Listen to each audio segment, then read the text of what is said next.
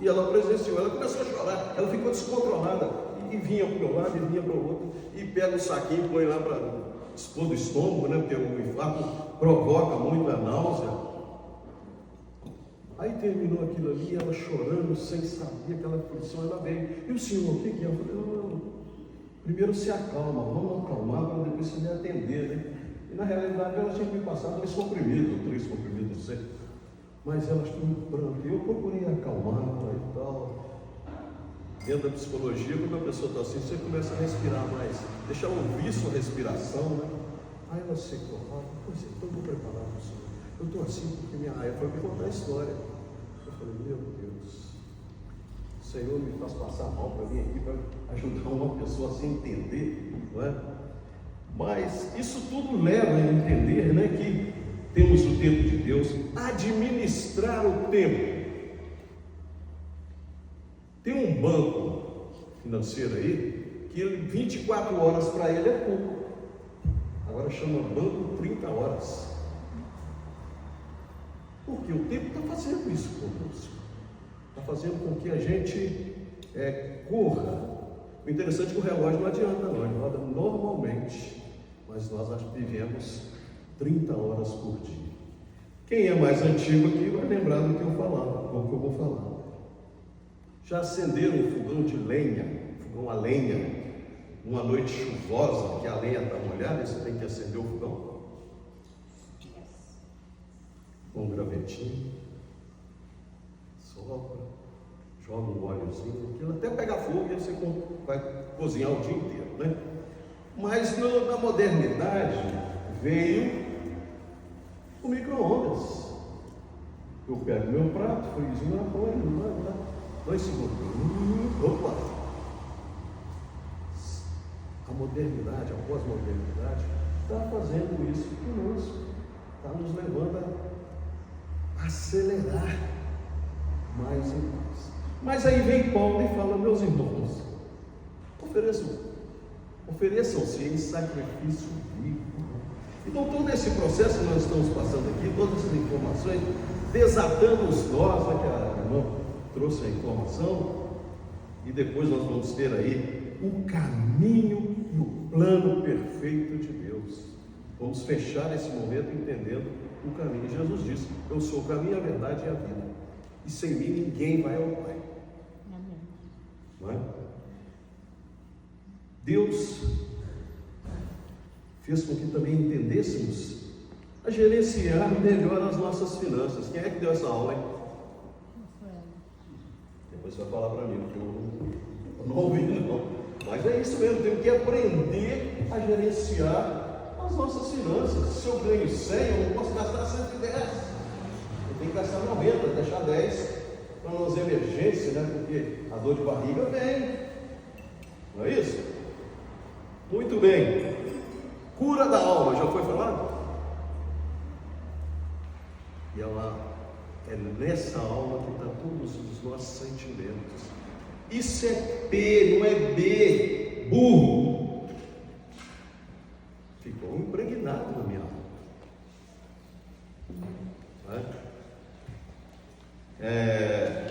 Poder de sermos gratos a Deus. Eu sou grato a Deus pelo que Ele fez na minha vida, e daqui a pouco vocês vão saber. Tenha essa gratidão a Deus. Ele deixando, né, gente? Que quem fala muito é eu.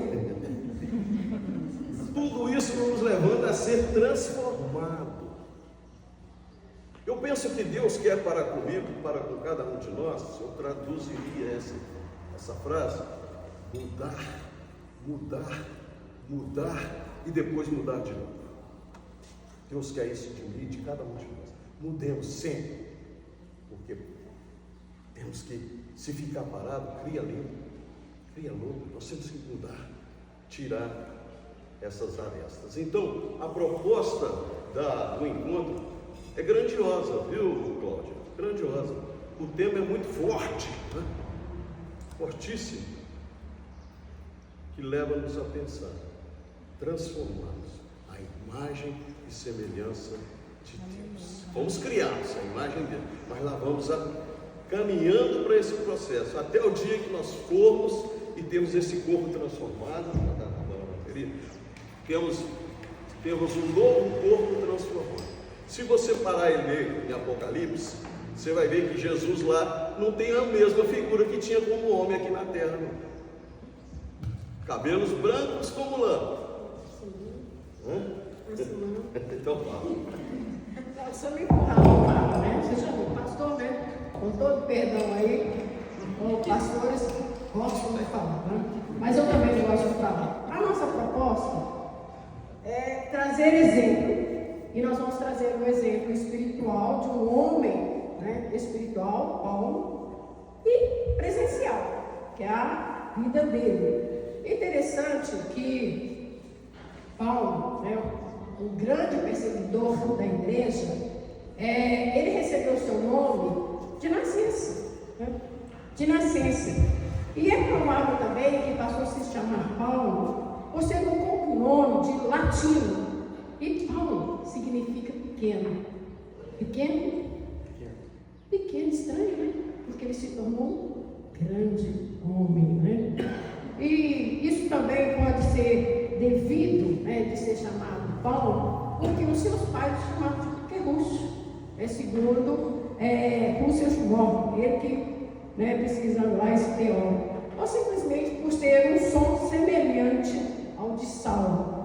E nós queremos ir lembrando, né, pensando na vida de Paulo. Eu lembrei de um texto lá em 1 Coríntios, capítulo 15, versículo 36, que ele diz assim, falando sobre o corpo dos ressuscitados. Ele disse assim, mas alguém dirás, como ressuscitam os mortos?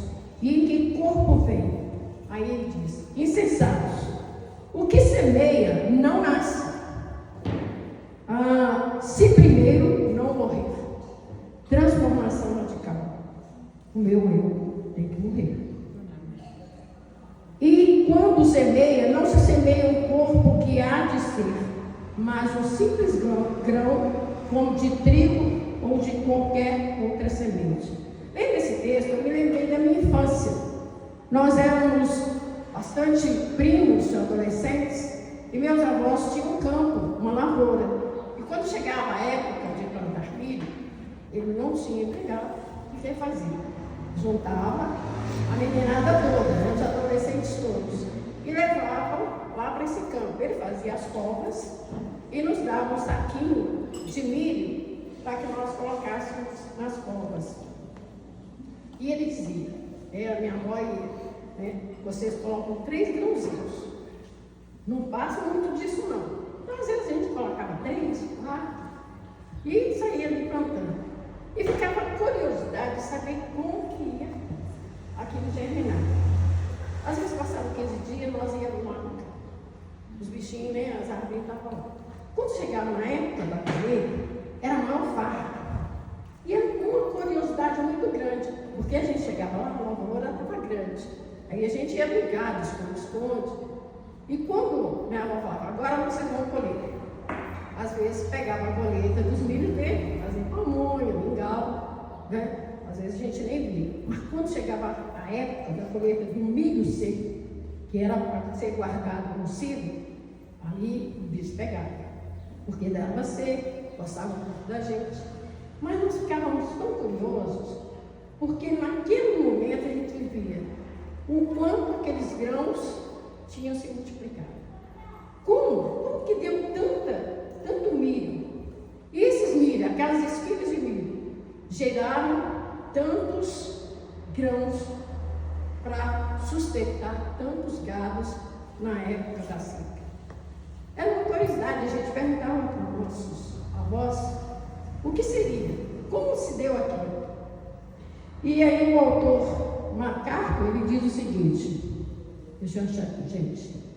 Quando uma semente é plantada no solo, ela morre ao ser decomposta. Ela deixa de existir em sua forma de semente, porém, do interior dessa semente surge uma nova vida. É isso que aconteceu com Paulo. Aquela semente que era ali perseguidora da igreja,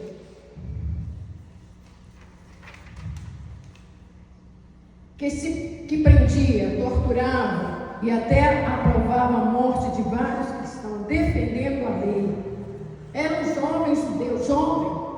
né, jovem, da tribo de Benjamim, um fariseu rigoroso, religioso, tremendamente religioso, um cidadão romano, que tinha a cidadania romana, que era um privilégio, que lhe conferia direitos e status na sociedade, zeloso, perseguidor de cristãos, até assassino, porque ele mandava matar, com o objetivo de defender a sua religião, o judaísmo, e prender também aqueles que seguiam o cristianismo.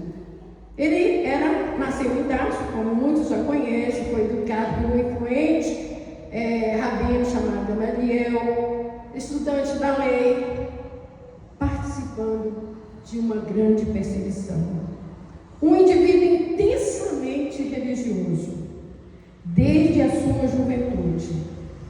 Quanto à soberania profana, inclui aí a filosofia, a retórica, a matemática, mas aconteceu algo na sua vida. Nós não vamos estender muito sobre a vida dele, porque a maioria de nós conhecemos. A sua conversão ocorreu quando se dirigia aonde? Damasco, né? Para quê? Para prender mais cristãos.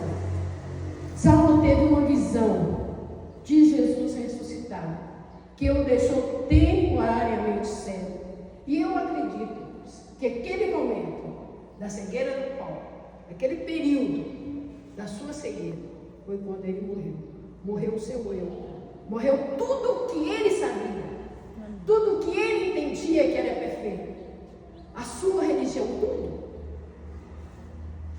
Vocês podem ver, né? Se não me engano, foram 3 dias, né? 3 dias de cegueira, isso mesmo. Né? 3 dias em que ele ficou numa escuridão tremenda. De que valeu tudo quanto ele sabia? De tudo que ele pensava. Que valia toda a sua filosofia, toda a sua matemática, toda a sua religião.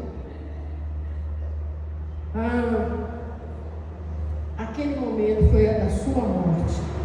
Após ficar cego e orando por 3 dias, até que alguém vai ali desvendá-lo, porque ele estava naquele momento, entendendo a sua cura, né, o batizando, marcando ali a sua conversão ao cristianismo.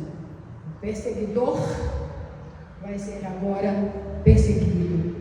Começa então as perseguições, que seria grandemente no físico, com ações, apedrejamentos, prisões, né? Foi expulso várias vezes de várias cidades, foi apedrejado até a morte em Listra e em outros lugares, foi perseguido pelos judeus de Tessalônica, pregou lá em Bereia, e aí ele vai se transformar num pequeno homem, um grande homem, crescendo, criando várias igrejas em vários lugares. Acusado injustamente de ter se levado um grego ao templo, perseguido e quase morto em várias situações, fica concluído que os seus sofrimentos foram maiores do que ele podia imaginar. Quando falamos aqui de várias vezes, desprender de nós mesmos, do nosso eu, da nossa vontade, dos nossos sentimentos, do nosso próprio eu, gente, é doído, é muito doído. Eu quero falar de um homem que ama a sua esposa, ama os seus filhos tremendamente, mas a sua religião era mãe, a sua lei era mãe. Esse homem teve que perder para se transformar no homem que ele era. E antes de passar a palavra para ele, eu quero dizer que Paulo, frequentemente apresentado como um servo ou um escravo de Cristo, e no original o termo é usado doulos, Geralmente essa palavra tem sido mal traduzida por servo e não pela sua tradução exata, que é escravo. Paulo usou esse termo forte a fim de indicar que ele fora comprado por um bom preço. Porquanto, tendo sido antes um homem indigno por ter perseguido e morto aos cristãos, a sua dívida era imensa e insolúvel. Sua vida toda, da conversão por diante, foi um esforço para contrabalancear suas más ações, e disso se originou uma dedicação que tem inspirado o mundo inteiro durante séculos e que tem sido eternamente usada em seus sermões como ilustração de discipulado cristão. Discipulado, todo aquele que é chamado para perto do Senhor, o Mestre, se torna um escravo como Paulo. Que nós possamos ter a nossa transformação radical como Paulo, com todas essas ferramentas que foram nos apresentadas nesses 2 dias. Agora sim, a palavra é sua. Amém.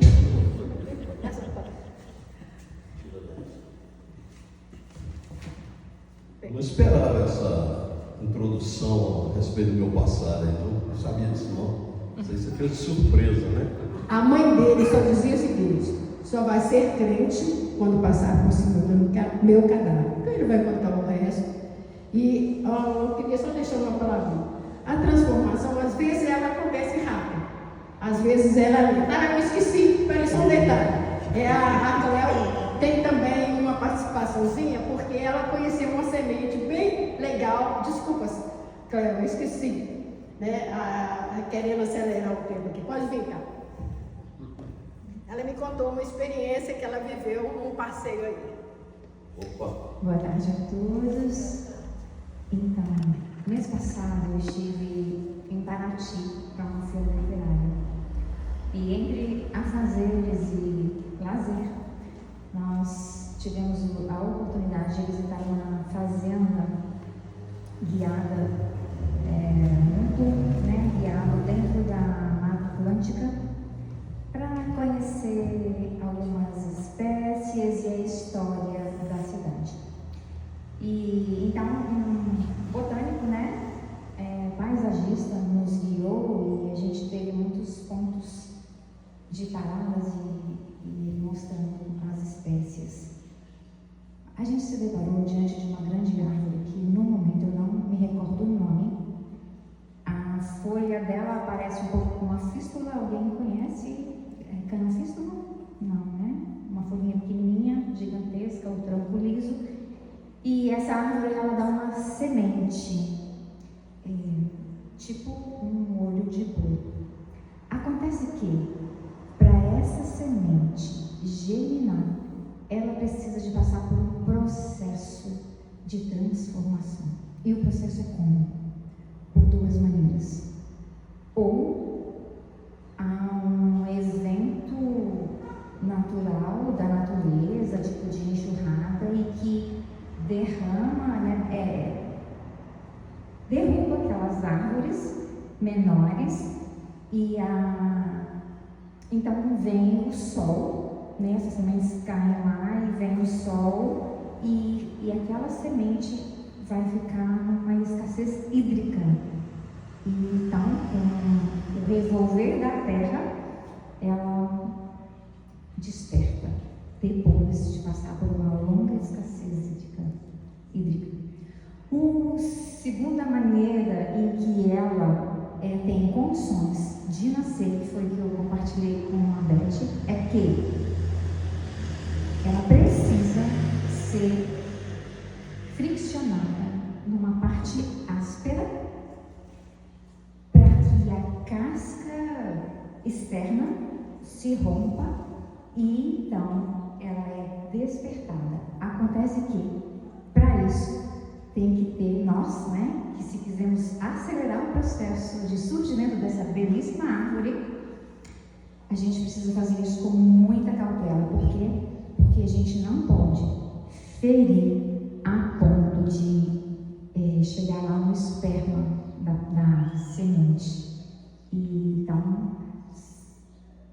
fosse superficialmente aquela casca externa, né?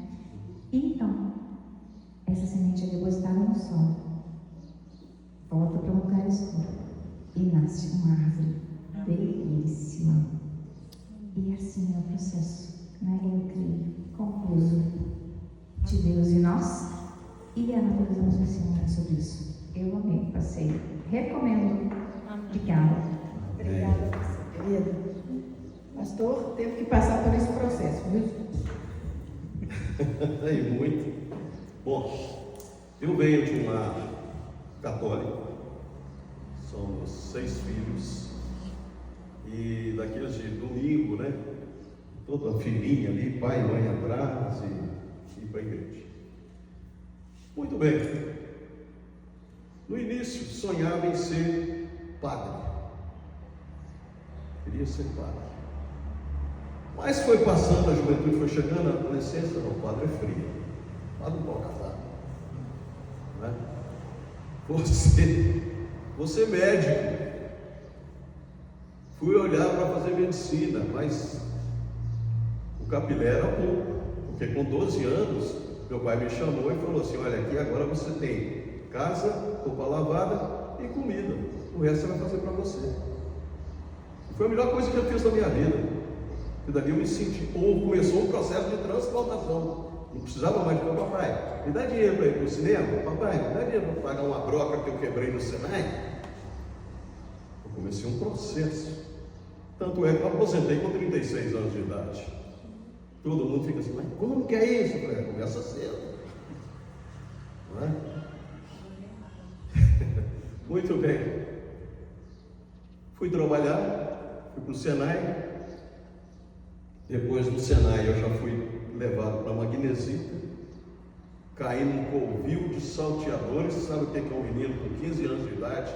Caí no meio de uma velharia frustrada, prostíbulos, né? Prostitutos, beberrão. Eu aprendi a beber cerveja, fumar, aprendi tudo. O mundo estava ali, né? A minha família, pai e mãe, viviam uma situação muito conturbada. A nossa família era um espelho para o bairro, mas só nós, os 6 filhos, sabíamos o que nós passávamos lá dentro. O velho espancando a velha, por aí vai, né? Mas eu louvo a Deus porque não foi criado em nós traumas para isso. Muito bem, chegou a idade, depois da Magnesita, fui para a Fiat. Lá foram 22 anos. E lá eu cresci muito profissionalmente. Envolvi com muitas situações. E ali também entendia que já estava acontecendo um trabalho do Senhor para com a minha pessoa, um treinamento. Mas eu não era crente. Eu era amigo dos crentes. Eu não fui igual Paulo, perseguidor, não. Eu fui amigo. E a palavra de Deus diz que ele tira dos ímpios para dar para eles. E eu ajudei muito esse povo, financeiramente. Aí fui para a Fiat, palestras, desenvolvendo vários trabalhos na Fiat, e veio a tal da semana eu trabalhava com análise de valores, mas não é grana não. É produto, funções principais, etc. Não vou entrar nesse detalhe. E nós desenvolvemos um trabalho muito legal, que gerou para a Fiat quase 3 milhões de dólares de economia.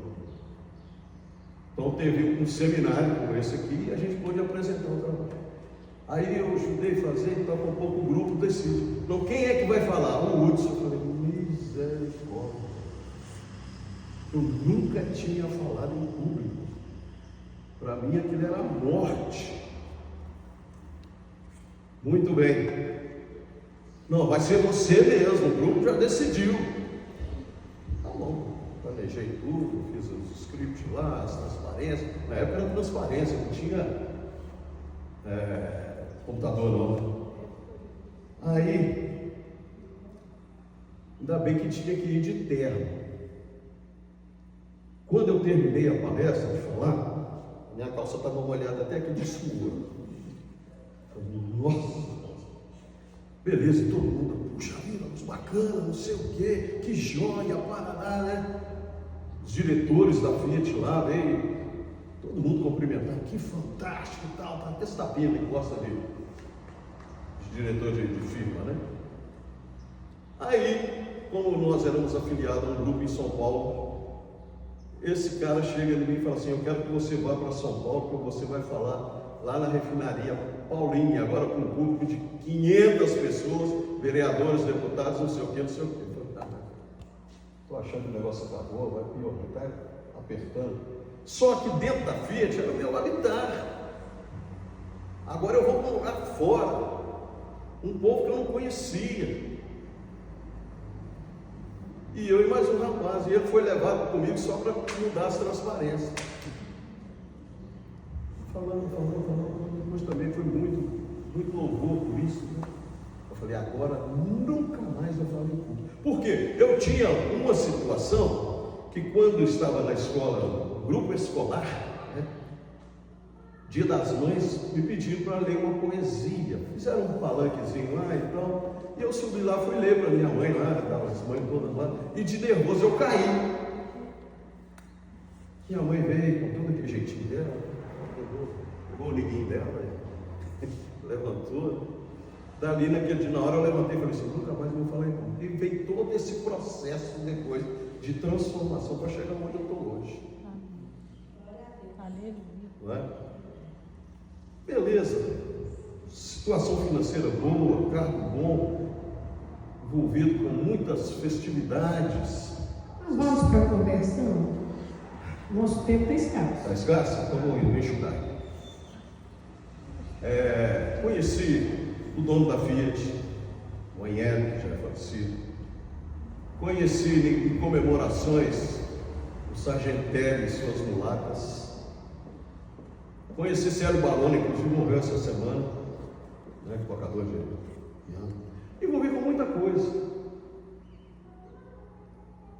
Mas aí veio isso que Beth falou. Eu fui namorar na casa dos pais dela, né? Cheguei lá, doido para dar uns beijos. É hoje, né? Hoje que eu pego a menina. Mas a mãe dela veio com uma tal de revista chamada Compromisso. E eu sentadinho lá na cadeirinha, casinha simples. Aqui, senhor, essa que eu falei da mãe dela. Aqui, Urso, lê isso aqui. Deus, vou ter que aguentar crente. E assim foram 10 anos, ela trabalhando, orando por mim. Juntou a velharia toda lá na igreja dela, pelas vizinhanças, orando pela minha conversão. Até que chegou. E quem converteu primeiro foi a Beth. Quem converteu primeiro foi a Beth. 10 anos. E aí eu comecei a perseguir. Não, a Deus vai perseguir ela, né? Porque a dia que eu chegava em casa 10 horas da noite, eu não entendia esse negócio de ter que ir para a igreja terça, quarta, quinta, sexta, sábado, domingo. Porque para mim era só no domingo de manhã cedo. E vamos para o sítio, minha família, vamos lá no sítio, é cervejada, roda de pagode, aquele negócio todo, né? E ela falou: não, eu não vou não, tem que ir para a igreja. Eu ficava nervoso com aquilo. E agora não sai mais comigo, me abandonou, né? Era minha amiga, então, bebia agora comigo, me deixou para trás, né? Mas tudo bem. Até o dia que veio então o falecimento da velha. Nesse período, gente, a mãe dele não aceitava. Ela falava todos os dias: ele não vai ser crente. Para ele ser crente, Beth, ele tem que passar por cima. Passar por cima do meu cadáver. Mas agora, nesse inteirinho aí, só vou dar um pico. Então a minha vida era muito de música, de dançar. Gostava de sair de Belo Horizonte, ia para Sabará, vim em Divinópolis uma vez, eu vim dançar aqui, conheci umas meninas aqui, então era uma vida assim, mudando, né? E envolvido também com músicas que traziam um certo alívio a todo esse momento. Não precisa não, Pedro, você curtiu. Uma das músicas dizia assim: olha lá, vê se você vê no céu uma estrela parecida com a dor da vida, com a dor do amor. E aí né? Entre tantas coisas, né? A noite ficava pequena. Mas aí eu vim conhecer Jesus Cristo. Mediante o quê? Mediante o quê? Conhecer Jesus, mediante o quê? A perda da velha. Porque o povo, na igreja que ela frequentava, eu ia domingo, um pouco embriagado, depois de umas 8 garrafas de cerveja. O pastor sabia da minha história, mas entendia que eu ajudava o sustento dele lá. Todo domingo ele fazia um apelo e todo domingo eu levantava a mão e ia lá. Eu aceito. Não, o pessoal todo me chamando de irmão e ela falou assim: não é irmão não, você morreu agora, eu destruí, vai para o inferno. Né? Até o momento que o Senhor tocou e falou: eu tinha permissão para entrar e sair na Fiat a hora que eu quisesse. E com a perda da minha mãe, eu entrei numa de horror. Eu só queria mais ficar rodando os botecos, ouvindo Sérgio Reis, né? Aí esse dia eu parei numa churrascaria que tem no caminho da Fiat.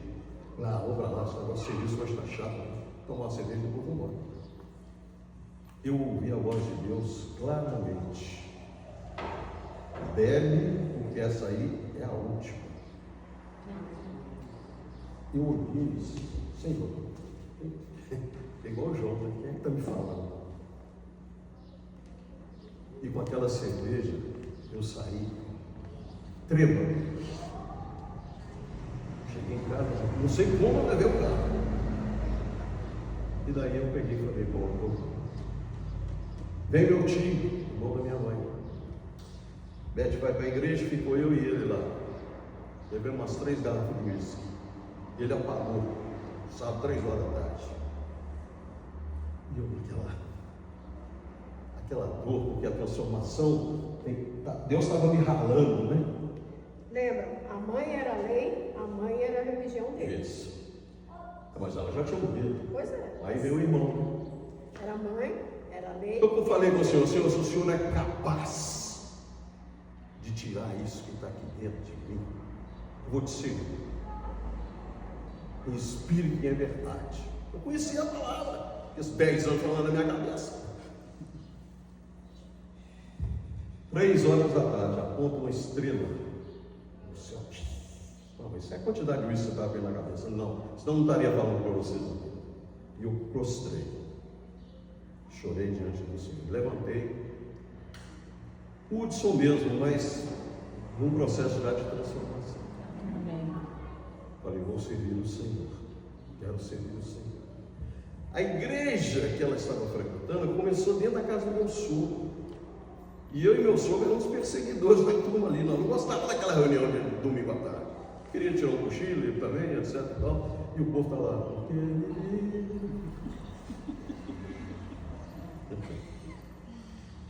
Começou lá e eu falei: não, Bete, nós vamos servir o Senhor lá no Riacho. E fomos para lá servir o Senhor. Aí o pastor, que um grande amigo meu, faleceu também semana passada. Deus está chamando a turma veterana toda, né? Aí veio o pastor Wesley, filho do pastor Murilo Cassete. Não, o pastor Murilo foi não. Aí nós começamos o trabalho ali, uma luta. Aí eu fui entender o que é servir o Senhor. E entendo que, vou delongar muito, porque a história é longa. Isso é bom. Está todo mundo cansado. Inclusive Eu também. Mas o que acontece? Servir ao Senhor, se deixar ser transformado pelo Senhor. Você enfatizou muito bem. Porque quem faz o processo da nossa vida foi eu que escolhi o Senhor, não queria mexer nesse negócio, não. Beleza, comecei a conhecer e tal, papapá. Vou numa igreja lá no Barreiro. Chega lá, estava lá o pastor Roldão, o diretor do seminário Batista. E faz um apelo que quem queria servir mais o Senhor, tocou no meu coração. Eu levantei e vou lá na frente. Não aceitando Jesus, eu queria conhecer mais de Jesus. Na hora que eu volto, eu não serei esposa de pastor. Quem que tinha que ser lapidado agora? Eu virei para ela e falei assim, problema seu, e eu vou. Fui para o seminário, tinha saído da Fiat, lá se morava em Contagem, ir lá para a floresta, etc e tal. E eu conversei com o senhor no dia da prova. Falei, senhor, tem tanto tempo que eu não estudo, que eu não faço uma prova. Eu vou virar essa folha aqui, se eu responder, vou entender que tem o dedo do senhor nesse negócio, se eu passar. Se não, também eu largo esse negócio do lado e pronto, né? E, para a glória de Deus, eu passei em último lugar. Mas está aí, servindo ao Senhor. Servindo ao Senhor, né? Graças a Deus por isso. E hoje eu posso falar assim. Hoje a minha música é diferente. Aleluia.